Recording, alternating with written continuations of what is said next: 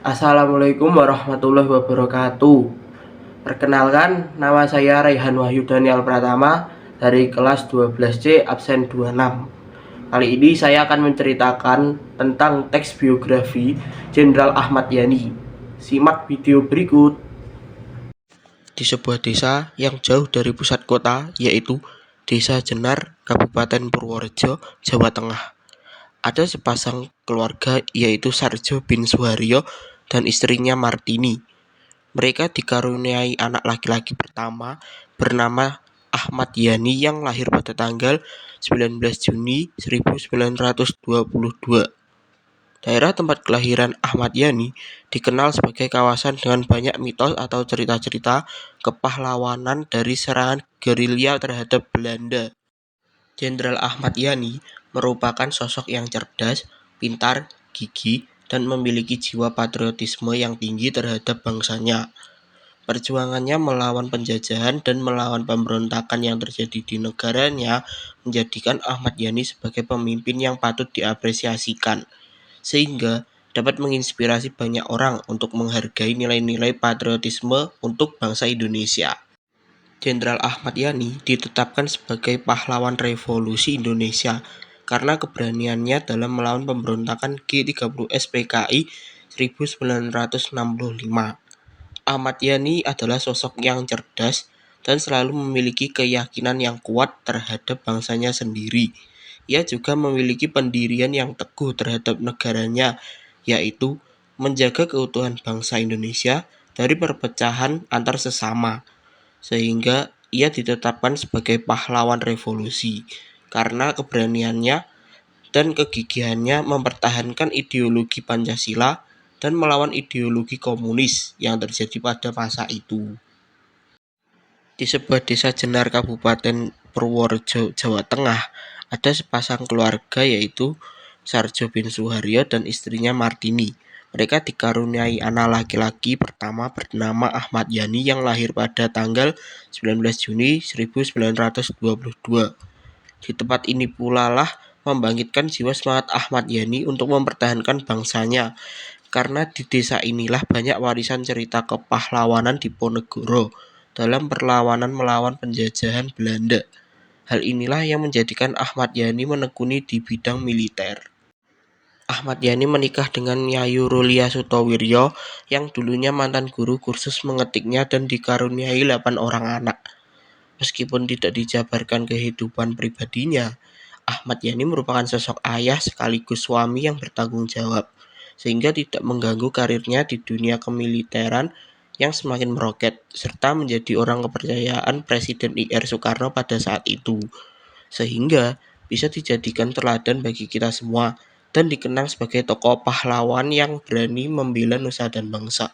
Jenderal Ahmad Yani menempuh pendidikan dasarnya di HIS atau Hollands Inland School di Magelang, lalu melanjutkan ke MULO atau Merwitgebreit Lager Onderwijs.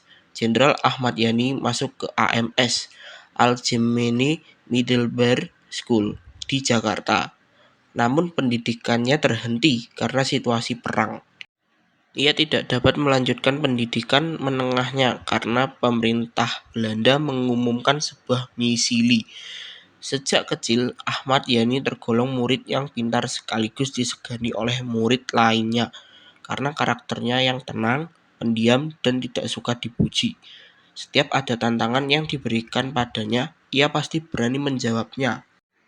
Ahmad Yani melanjutkan pendidikan militernya di Military Academy Yogyakarta dan mengikuti berbagai pelatihan militer di luar negeri, termasuk di Amerika Serikat dan Inggris. Karena minatnya pada dunia kemiliteran membuat Ahmad Yani menekuni dan bekerja keras untuk meraih kesuksesannya.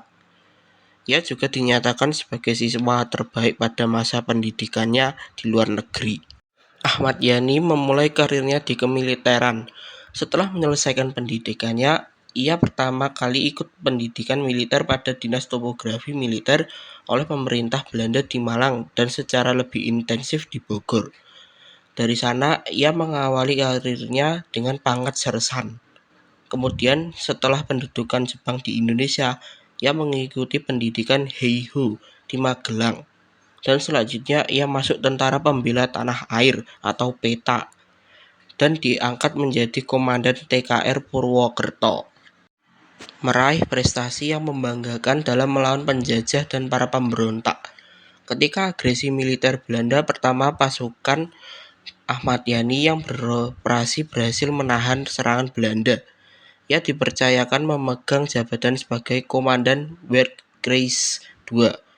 Setelah pengakuan kedaulatan, Ahmad Yani diserahi tugas untuk melawan tentara pemberontak DI atau TII dan berhasil ditumpaskan.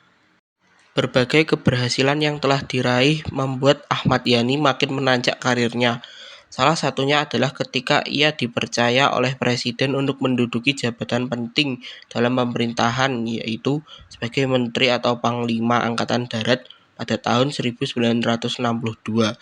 Meskipun apa yang telah diraih dengan susah payah, ia adalah sosok jenderal yang rela berkorban demi bangsa Indonesia. Jenderal Ahmad Yani merupakan pribadi yang menarik dengan gaya kepemimpinan yang pintar dan mampu mengalahkan penjajah serta menumpas pemberontak. Setelah berbagai macam kesulitan di masa peperangan, ia mampu membawa bangsa Indonesia menjadi lebih baik dan menjadi bangsa yang kuat. Tekadnya dan kecintaannya terhadap tanah air membuat dia tetap mempertahankan keutuhan Pancasila, sekalipun ia harus mempertaruhkan nyawanya dan gugur dalam pemberontakan G30 SPKI. Jasa beliau selalu dikenang sebagai salah satu pahlawan revolusi bersama 7 orang temannya. Harapan untuk generasi mendatang adalah memiliki sikap cinta tanah air, disiplin, serta bertanggung jawab.